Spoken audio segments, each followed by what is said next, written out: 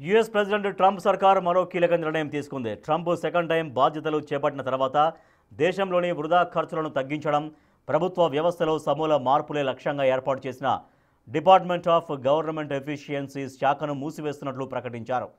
తాము అనుకున్న లక్ష్యాల్ని సాధించిన అనంతరం అమెరికా స్వాతంత్ర దినోత్సవం 2026 జూలై 4వ తేదీలోపు ఈ ఫెడరల్ బ్యూరోక్రసీని పూర్తిగా ప్రక్షాళన చేస్తామని అప్పట్లోనే ట్రంప్ ప్రకటించారు.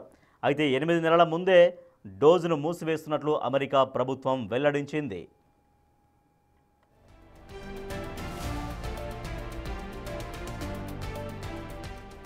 డోజ్ ఇకపై కేంద్రీకృత సంస్థ కాదని ఆఫీస్ ఆఫ్ పర్సనల్ మేనేజ్మెంట్ తెలిపింది. దాని బాధ్యతలను ఇప్పటికే ఉన్న ఫెడరల్ నిర్మాణాల్లోకి కలిపేశామని పేర్కొంది. ఈ ఏడాది జనవరిలో ఏర్పాటు చేసిన డోజ్ను ప్రభుత్వ వ్యవస్థలో సమూల మార్పులు, శాఖల్లో వృధా ఖర్చులు తగ్గించడమే లక్ష్యంగా ఇది పనిచేస్తుందని ప్రకటించారు. ఎలాన్ మస్క్ భారత సంతతికి చెందిన ఇండస్ట్రియలిస్ట్ వివేక్ రామస్వామి నేతృత్వంలో డోజ్ పలు కీలక నిర్ణయాలు తీసుకుంది.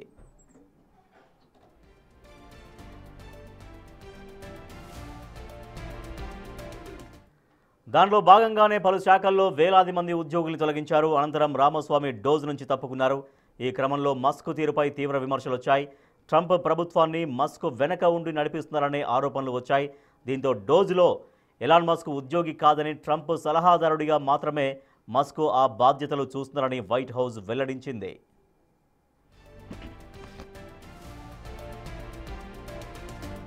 ఈ ఏడాది మేలో ట్రంప్ తీసుకొచ్చిన బిగ్ బ్యూటిఫుల్ బిల్ను మస్క్ వ్యతిరేకించారు. ప్రభుత్వ వ్యయాల్ని తగ్గించడానికి డోజ్ తీసుకున్న చర్యలు ఈ నిర్ణయంతో వృధా అవుతాయని మస్క్ నిరాశ వ్యక్తం చేస్తూ ట్రంప్ టీం నుంచి వైదొలిగారు. తాను లేకపోయినా డోజ్ చర్యలు కొనసాగుతాయని తెలిపారు. మస్క్ వైదొలిగిన తర్వాత డోజ్ బాధ్యతల్ని ఓపీఎం స్వీకరించింది. అయితే డోజ్ నుంచి మస్క్ బయటకు వచ్చినప్పటి నుంచి ఆ శాఖలో చర్యలు మందగించినట్లు ఆరోపణలు వచ్చాయి.